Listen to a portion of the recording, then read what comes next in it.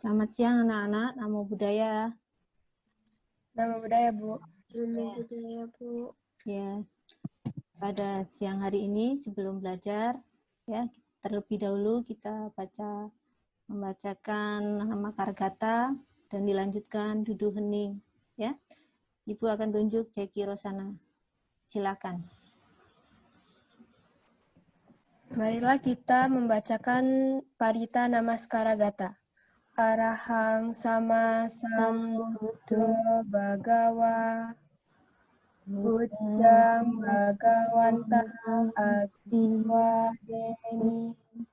swakatu bhagawata dhammo dhammang namasami Supatipano bhagavato sawaka sangho sanggang namamin. Sabesata bantu sekitata, semoga semua makhluk hidup berbahagia. Sadu, sadu, sadu. Ya, terima kasih kepada Ananda Jeki Rosana ya yang telah memimpin puja praktis yang hari ini sebelum belajar. Ya, semoga kalian di pelajaran siang hari ini kalian tetap semangat ya. Walaupun belajarnya secara daring ya.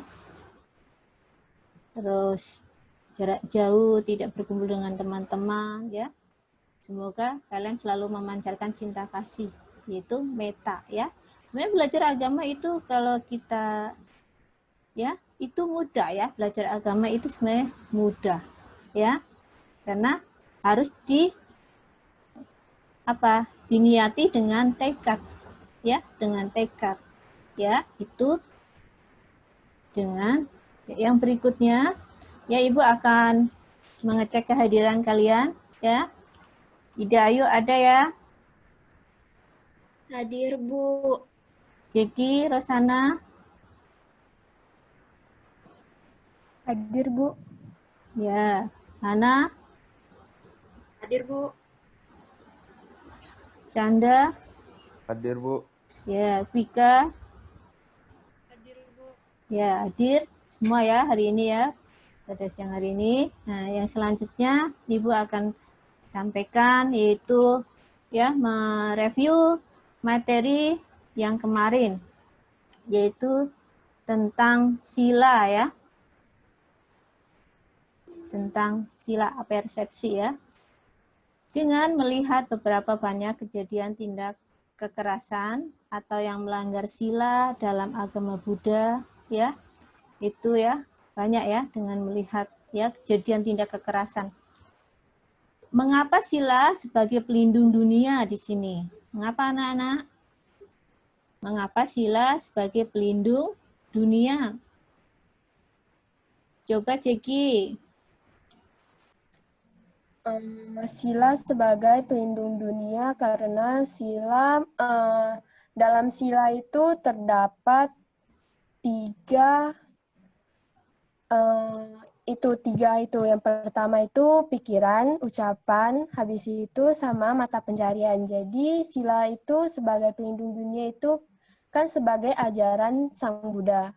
Ya. Ini menjadi patokan untuk dunia, untuk melindungi dunia. Ya. Coba Hana. Mantap ya jawaban dari Jeki, selalu mantap ya. Yang berikutnya Hana. Di buku sila itu adalah aturan moralitas yang merupakan pelindung bagi mereka yang mempraktikannya. Jadi sila itu dapat diibaratkan sebagai pagar yang melindungi rumah di dalamnya. Jika sebuah pagar dibangun dengan tiang yang banyak dan kokoh, maka orang-orang yang berada di dalam rumah akan semakin terlindungi.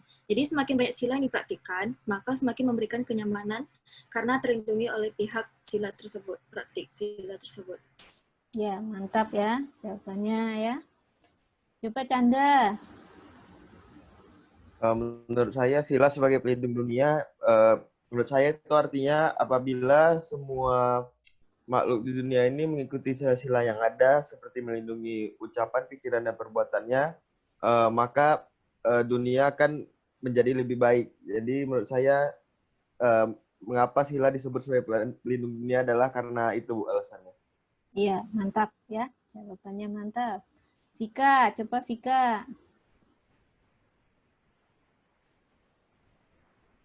Menurut saya sila sebagai pelindung maksudnya menjauhkan diri dari segala iri dan otapa, dan juga untuk mengendalikan diri dari segala bentuk-bentuk pikiran yang tidak baik, dan juga membebaskan diri dari segala akar-akar kejahatan, yaitu dosa, loba, dan moha. Ya, mantap ya. Udah belajar semua kalian ya hari ini, selalu mantap. Yang berikutnya Ida Ayu. Ida Ayu, apakah seorang upasaka dan upasika dapat mencapai kebahagiaan tertinggi? Kalau menurut saya dapat Bu, kalau dia melaksanakan aturan-aturan sila yang telah dilakukan. Kayak seperti, kan ada tahap-tahap kalau upasaka, upasika biasanya Pancasila silanya. Terus kalau di tahap atasnya lagi itu ada atas sila. Di atasnya lagi ada dasar sila, dan di atasnya lagi itu biasanya peraturan bikuni dan biku.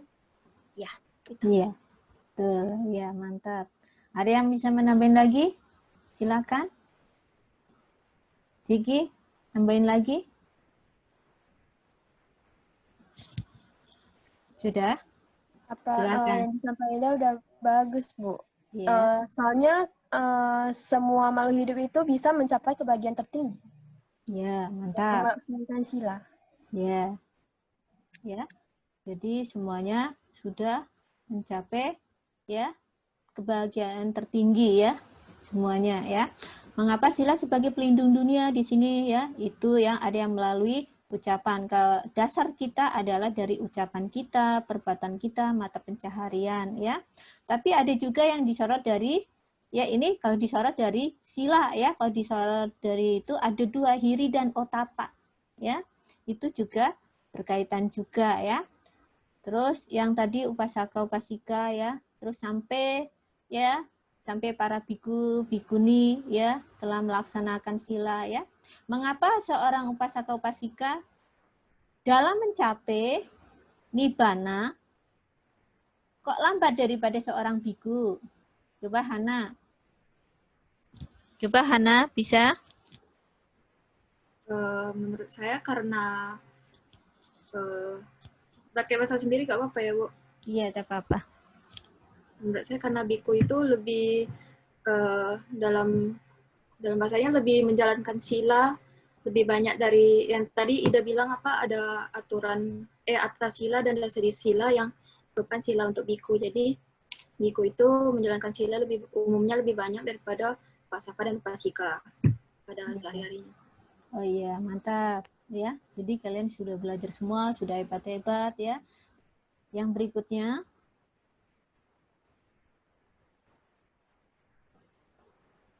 ya, yaitu pembelajaran pada siang hari ini ya. Ibu akan sampaikan yaitu tujuan pembelajarannya itu menghargai ya, menghargai dan menerima puja ya. Yang kedua, melakukan puja dengan pengertian dan cara yang benar ya. Jadi ya, puja ya. Ulangi lagi ya.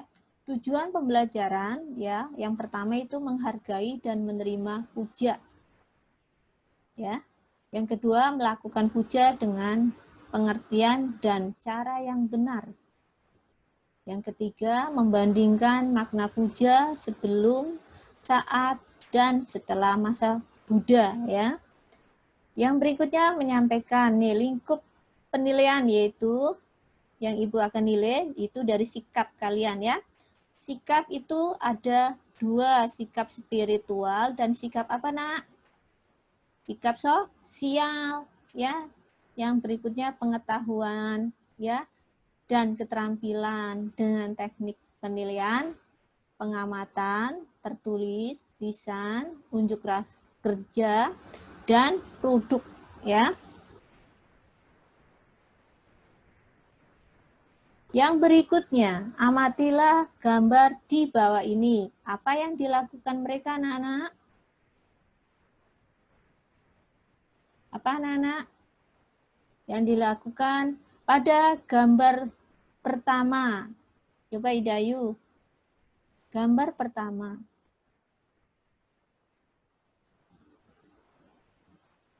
Pada gambar pertama, apa yang mereka sedang lakukan, anak-anak? Apa yang mereka sedang lakukan pada gambar yang pertama, nak? Lagi sembahyang, melakukan puja. Ya, mantap. Yang berikutnya, Jeki. Gambar yang pertama, nak. Gambar pertama melakukan puja, Bu. Puja bakti. Ya, mantap. Hana, gambar yang pertama, nak. Melakukan puja bakti, Bu. Sedang bersembahyang, ya melakukan puja. Ya, mantap. Canda? Sama Bu, melakukan proses puja bakti Bu. Ya, melakukan puja bakti ya. Vika? Yang Buddha Ya, puja bakti juga ya. Udah mantap semua. Sekarang Ibu tunjukkan ke gambar 2. Gambar 2 di sini. Ini ada orang ya, beramai-ramai sedang. Ini biasanya dilakukan di Pulau Jawa. Seperti yang dikatakan Ida Ayu tadi, Bu. Ya. Hana, apa Hana? Iya, Bu. Sama Buddha berserta pengikutnya sedang melakukan puja. Ya. Coba Canda yang gambar nomor 3, Chan. Sama Bu, seperti mereka, Buddha dengan seorang biku sedang melakukan puja Bu. Ya, Vika? Halo Vika? Oh, mungkin jaringan ya. Jaringan ya, yang susah ya. Biasanya kendala jaringan tidak apa-apa. Yang berikutnya ya, udah semua ya, kalian nomor 3 yaitu Sang Buddha bersama pengikutnya ya, dengan membawa mangkok ya. Dia dengan membawa mangkok ya, sedang melakukan puja. Ya, yang gambar nomor 4. Gambar nomor 4. Coba Ida. Gambar nomor 4. Sang Buddha lagi memberikan dhamma kepada para sangga atau melakukan pentabisan. Ya, mantap. Jeki? Buddha sedang membawa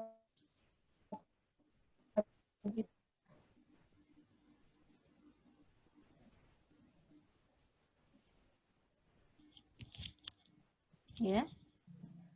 Halo? Gangguan ya? Ya, halo? Coba ulangi Jeki. Coba ulangi Jeki. Buddha sedang membabarkan dharma kepada para sangha. Ya, mantap. Ya, sedang membabarkan. Sama yang berikutnya. Hana, gambar nomor 5, Han. Buddha parinibbana, Bu. Ya, ya, gambar Buddha parinibbana. Ya. Canda, gambar nomor 5, nak. Sang Buddha sedang parinibbana Bu. Ya, ya, jadi Sang Buddha sedang parinibbana ya. Jadi gambar yang pertama yaitu melakukan puja ya. Ini sedang puja ya. Terus yang kedua itu ya puja juga tapi secara tradisi ya, ritual-ritual yang terdapat di Pulau Jawa ya. Kalau di tempat kalian itu namanya di Imlek ya. Yang gambar nomor 3 yaitu Sang Buddha bersama pengikutnya ya, sedang membawa mangkok juga sedang melakukan puja.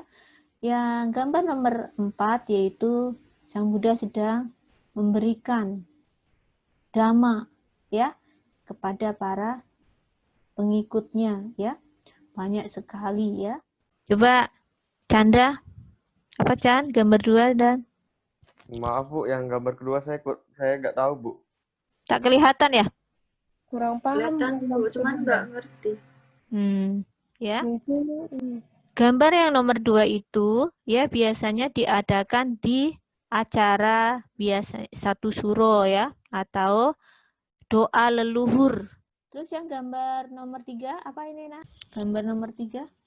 Itu Mungkin Naga Puja, Bu. Soalnya bawa itu, baku itu. ya. Mantap. Ciki, Rosana. Ini ada sebuah video. Kalian nanti perhatikan ya dari video tersebut. Bapak Ibu, saudara-saudari sekalian, setiap kali umat Buddha datang ke wihara dan melakukan puja bakti, tentu di altar ada arca Buddha. Melakukan penghormatan di depan arca Buddha. Tetapi kemudian bagi mereka yang tidak tahu mengapa umat Buddha melakukan puja bakti, melakukan sembahyang dengan istilah umum di depan altar yang ada arca Buddha, dan itu kemudian dianggap sebagai bahwa umat Buddha menyembah berhala. Tentu hal ini harus kita luruskan, bahwasanya ketika umat Buddha melakukan puja bakti di depan arca Buddha, itu bukan berarti umat Buddha menyembah berhala. Arca Buddha adalah media atau simbol agar ketika umat Buddha yang sedang melakukan puja bakti memudahkan untuk mampu mengingat kualitas-kualitas Sang Buddha. Sehingga sebagai umat Buddha, ada atau tidak ada arca Buddha, umat Buddha masih bisa melakukan puja bakti. Yang terpenting, pada saat melakukan puja bakti, memberikan penghormatan kepada Sang Buddha, sebagai guru, juga kepada Dhamma, kepada Sangha. Pada waktu itu, perenungan yang muncul adalah perenungan terhadap kualitas-kualitas Sang Buddha, kualitas Dhamma, dan juga kualitas Sangha. Nah, kalau kita melihat sejarah munculnya arca Buddha, bahkan sebenarnya arca Buddha ini muncul pada abad-abad belakangan. Mulai dibuat, mulai dibangun sekitar abad 1 setelah Masehi, yaitu di daerah yang dulu disebut Gandhara, dan juga daerah India yang pada zaman dulu disebut Mathura pada abad 1 setelah Masehi. Sebelum itu, arca Buddha belum ada. Bahkan kalau kita menilik sejarah perjalanan Sang Buddha, pada saat Sang Buddha masih hidup, pada waktu itu belum ada arca Buddha. Seseorang menghormati Sang Buddha tentu pertama ketika Sang Buddha ada. Nah, terkadang ketika Sang Buddha tidak ada, mereka menggunakan media, menggunakan simbol untuk memberikan penghormatan kepada Sang Buddha, bukan melalui arca Buddha, tetapi melalui objek-objek lainnya. Sebagai contoh, objek yang menyimbolkan Sang Buddha pada zaman Sang Buddha adalah pohon Bodhi. Pohon di mana Sang Buddha pernah dikatakan mencapai pencerahan, mencapai yaitu Bodhi, mencapai kebudayaan. Nah, karena pohon ini memberikan atau memiliki nilai sejarah yang berkaitan dengan Sang Buddha, nilai sejarah yang penting, maka kemudian dijadikan simbol untuk menyimbolkan Sang Buddha sendiri. Lantas, tidak lama setelah Sang Buddha mangkat, setelah Sang Buddha parinibbana, ada objek-objek lain yang dijadikan simbol untuk memberikan penghormatan kepada Sang Buddha. Dan objek tersebut pada abad-abad awal itu bukan arca Buddha, tetapi yang pertama adalah seperti stupa. Nah, stupa yang biasanya digunakan untuk menyimpan relik Sang Buddha. Nah, itu dijadikan simbol untuk menyimbolkan Sang Buddha sendiri. Dan umat Buddha pada zaman dahulu menghormat Sang Buddha dengan objek yaitu stupa. Tetapi itu juga bukan berarti bahwa umat Buddha itu menghormati stupanya, menghormati batunya. Tetapi adalah untuk supaya umat Buddha ketika memberikan puja, memberikan penghormatan, di situ memudahkan untuk mengingat kembali kualitas-kualitas Sang Buddha dengan objek yaitu stupa. Dan selain stupa juga ada objek lainnya, yaitu Siripada, yang dikenal sebagai jejak telapak kaki Sang Buddha. Nah, dalam kitab komentar, Siripada ini sudah ada sejak zaman Sang Buddha. Sehingga dikatakan bahwa suatu kali Sang Buddha pergi ke tempat tertentu, seperti satu contoh pergi ke Sri Lanka. Nah, di sana beliau meninggalkan jejak kakinya di sebuah gunung yang kemudian dikatakan sebagai Siripada, sebagai objek penghormatan yang itu menyimbolkan Sang Buddha sendiri.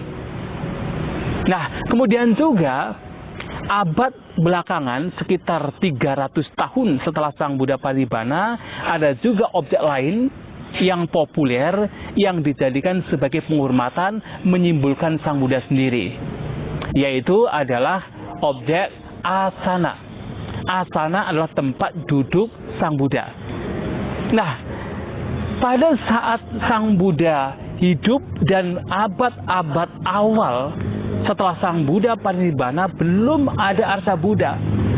Kalau kita memperhatikan di stupa-stupa yang dibangun oleh Raja Asoka, yaitu pada abad 3 sebelum Masehi, di sana belum ada Arsa Buddha.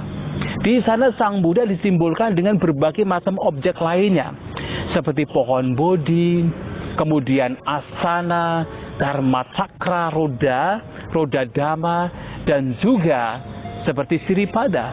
Tetapi Arsa Buddha belum ada. Hanya ketika agama Buddha mulai berkembang di daerah Gandhara, berkembang pesat di sana, yang Gandhara sekarang ini seperti Pakistan dan juga Afghanistan.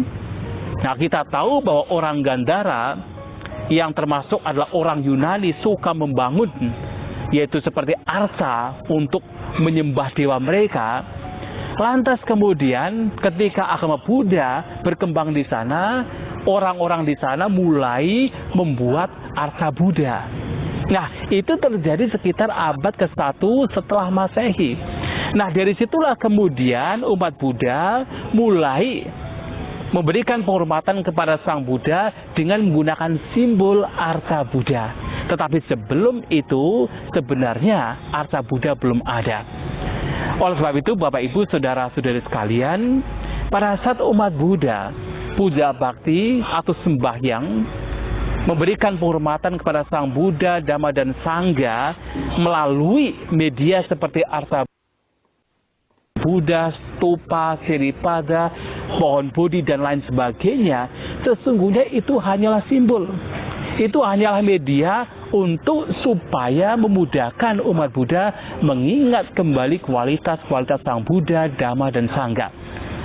Dan oleh karenanya, apakah ada Arsa Buddha atau tidak, sebenarnya umat Buddha masih bisa memberikan penghormatan kepada Sang Buddha, Dhamma dan Sangha. Ya, apa yang disampaikan di video tadi, yang selanjutnya kita diskusikan ya. Apa yang terdapat di dalam video tadi? Ida Ayu, tolong jelaskan. Tadi biku munculnya acar Buddha, terus atana tempat duduk ikan, dan maksud dari kita kayak arca Buddha. Coba Jagi Roksana. Tadi biku mengatakan bahwa sembahyang seperti puja bakti gitu. Jadi tidak bergantung pada objek arca Buddha aja. Ya. Dan udah disampaikan sama Idan tadi. Ya, mantap ya. Udah paham ya? Udah paham? Hana, coba Hana. Berawal dari biku menceritakan kalau kita tidak harus untuk menghormati dan memberikan puja terhadap Buddha, kita tidak harus menggunakan arca Buddha.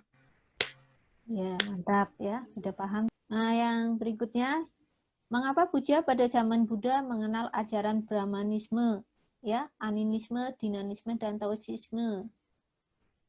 Coba, silakan. Siapa dulu yang mau jawab?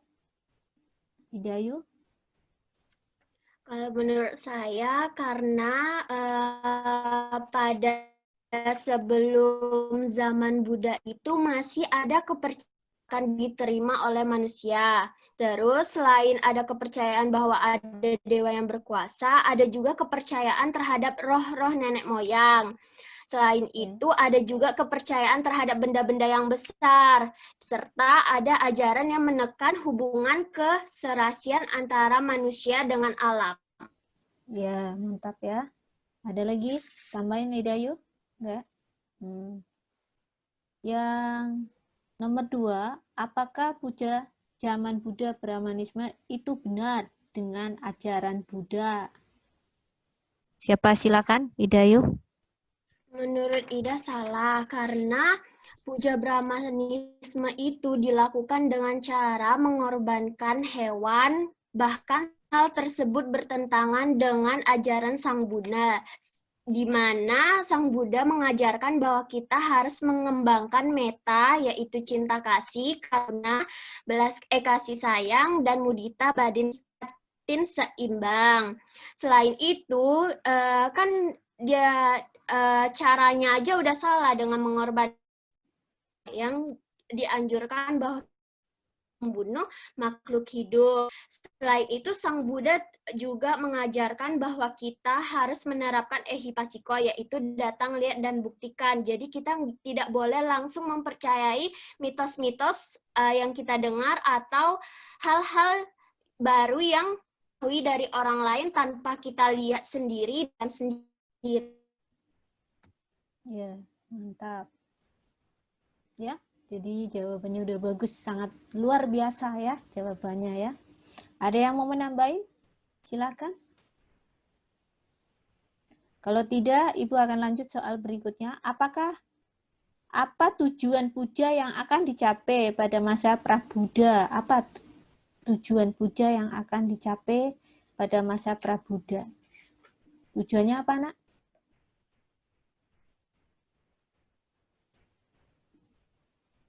Halo? Halo? Apa tujuan puja yang akan dicapai pada masa Prabuddha? Coba Vika. Kan pada zaman Prabuddha itu puja diawali dengan puja Brahmanisme, di mana dilakukan sebagai persembahan para dewa. Awalnya pun mengorbankan hewan dan manusia kepada dewa. Tujuannya itu agar mereka dijauhkan malapetaka dan gitu. Di sini yang berikutnya yaitu puja setelah zaman Buddha ya. Perhatikan gambar di bawah ini dan analisa termasuk dalam puja yang mana? Puja saat zaman Buddha atau setelah zaman Buddha? Coba Canda, silakan. Di gambar yang pertama, gambar kedua, gambar ketiga. Silakan. Gambar ketiga gambar tersebut setelah zaman Buddha, Bu. Ya. Karena di gambar pertama itu Biku Sangga sedang melakukan pradaksina, dan yang gambar kedua Biku dan Samanera sedang melakukan puja bakti, dan gambar ketiga orang-orang biasa sedang melakukan puja bakti, Bu. Jadi ketiga kegiatan tersebut adalah kegiatan yang dilaksanakan setelah Buddha parinibbana, Bu. Ya, mantap ya. Udah bisa semua ya? Hana udah bisa? Dayu, Jegi, ya? Udah semua ya? Ya, jadi ini adalah setelah zaman Buddha ya. Jadi para biku sedang melakukan pradaksina, yang sampingnya para biku sedang melakukan puja bakti dan dilanjutkan dengan meditasi ya. Yang di bawahnya itu para umat sedang melakukan puja bakti ya. Yang berikutnya puja setelah Buddha parinibbana ya, umat dan para biku tetap melakukan vata, tetapi diganti dengan kegiatan berkumpul di wihara ya, berkumpul di wihara. Yang kedua, apa yang dilakukan oleh para biku dan umat di wihara? Silakan jawab. Mengulang sila sama suta yang diajarkan oleh Sang Buddha. Ya, jadi mengulang sila dan suta ya, mengulang khotbah-khotbah daripada Sang Buddha, ya. Yang berikutnya yaitu muncul kebiasaan yaitu membaca parita, ya, di pagi hari dan sore hari, ya, atau melakukan chanting, ya, yang kemudian dikenal istilahnya Puja Bakti. Yang berikutnya melaksanakan dhamma, di antaranya bermeditasi, melakukan pendalaman dhamma dengan kegiatan atas sila, ya. Atas sila ini ada 8, ya. Apa saja coba? Atas sila atau atangga sila, ya. 5 Pancasila Buddhis ditambah 3. Apa saja? Canda tahu? Ya, atas sila. 5 sila pertamanya sama seperti Pancasila, Ya. dan ketiga dan sila yang ke-6 yaitu melatih diri menghindari makanan di waktu yang salah. Yang Ya. ke-7 menghindari menari, menyanyi, bermain musik, dan yang ke-8 yaitu bertekad hati diri untuk menghindari penggunaan tempat tidur yang tinggi, besar, dan mewah, Bu. Ya, mantap ya. Semuanya udah bisa semua. Yang berikutnya, bagaimana cara menghormat Buddha di era milenial? Ya, cara menghormat Buddha tertinggi yaitu dengan cara mempraktekkan ajarannya. Kita bisa melakukan hal-hal yang diajarkan dan membawa kita ke pembebasan nibbana, ya. Jadi tujuan akhir umat Buddha yaitu mencapai nibbana, ya. Di sini yaitu tidak menyakiti hewan dan membebaskannya atau yang disebut dengan wangse, ya, pelepasan satwa, ya. Apa sih, Bu, kok kita harus melakukan wangse, ya? Sebenarnya kita wajib, ya, karena untuk membebaskan makhluk hidup, ya. Contohnya misalkan kalau kita sakit-sakitan terus, ya, supaya agak berkurang, ya, karma buruk kita, lakukanlah wangse itu, ya. Kenapa? Akan menolong, ya, membersihkan karma-karma buruk kita. Nah, dari situlah kita melakukan suatu, bukan wangse saja, melakukan suatu kebajikan, ya. Di rumah, misalkan orang tua perlu dibantu, kalian sudah melakukan, ya. Contohnya bantu masak atau nyuci atau bereskan tempat tidur, ya. Itu sudah melakukan kebajikan, perbuatan baik, membebaskan, menolong, ya. Yang berikutnya yaitu mengikuti kegiatan peduli sosial, misalnya donor darah, ya. Peduli korban bencana dan penyakit, ya. Kalau donor darah mungkin kalau yang bisa melakukan, kalau yang tidak, ya, mungkin berdana yang lain, ya, berdana dengan mengingatkan kawan, juga berdana, ya, mengingatkan, oh nanti ada pertemuan dengan ibu jam 2, itu sudah berdana, ya, sudah peduli sesama teman.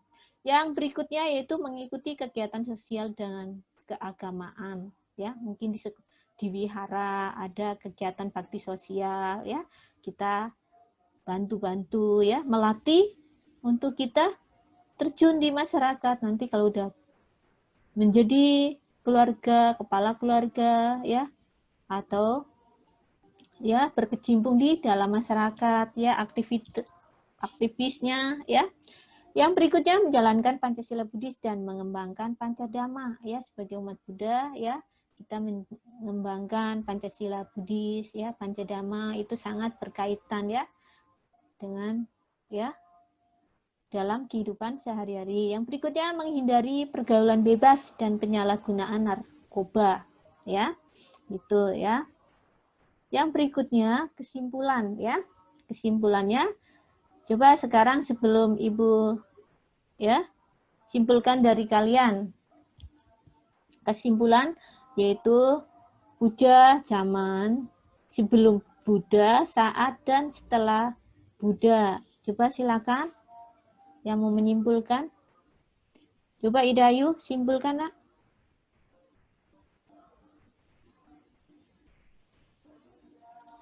Kesimpulan yang dapat kita ambil dari pembelajaran hari ini yaitu puja itu tidak hanya dilakukan terhadap arca Buddha. Ya, maksudnya gini. Ya. Kita tuh bukan menyembah berhala, tapi itu kita melakukan sebuah penghormatan terhadap sifat-sifat luhur Sang Buddha, ajaran-ajaran Buddha, dan kualitas Sang Buddha. Selain itu, kita bisa mengganti objeknya atau simbol pujanya menjadi kayak pohon bodhi, stupa, sripada, atana, maupun roda dhamma. Setelah itu kan puja ada terbagi menjadi 3 zaman, yaitu sebelum zaman Buddha, pada zaman Buddha, dan sesudah zaman Buddha. Kalau sebelum zaman Buddha itu masih ada kayak kepercayaan Brahmanisme, animisme, dinamisme, dan taoisme, di mana itu sangat tidak sesuai dengan ajaran Sang Buddha. Terus yang kedua itu pada zaman Buddha itu para biku melakukan svata atau suatu kebiasaan untuk melakukan penghormatan kepada Sang Buddha dengan kayak kayak merawat Sang Buddha dengan membersihkan ruangan dan mengisi air dan lain-lainnya. Terus pada zaman setelah Sang Buddha itu kita bisa setelah pada zaman Sang Buddha itu para biku dan umatnya itu mengulang khotbah-khotbah Sang Buddha. Terus pada zaman milenial ini kita bisa melakukan seperti melakukan kebaktian sosial maupun keagamaan, terus melakukan melepas makhluk hidup, terus mendonorkan darah, terus kita menghindari pergaulan bebas dan narkoba. Ya, mantap ya. Udah mantap ya simpulan hari ini. Yang berikutnya kalian mengerjain tugas ya, isai di Google Classroom ya, tentang puja pada zaman sebelum Buddha, saat, dan zaman Buddha ya. Yang berikutnya tugas membuat clipping tentang kegiatan puja setelah zaman Buddha. Rencana kegiatan pembelajaran minggu depan tentang puja sebagai penghormatan. Ya. Jadi puja sebagai penghormatan ya. Setelah itu sampai sini dulu pembelajaran pada siang hari ini. Kita tutup dengan membacakan Namaskara Gata. Silakan dipimpin oleh Jeki Rosana.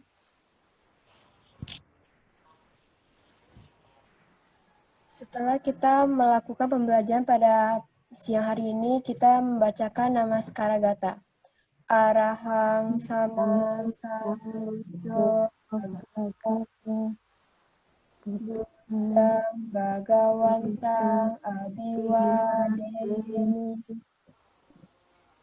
Swakato Bhagawata Dhammo Dhammang Namassami Supatipanno Bhagavato Sawaka Sangho Sanghang Namami.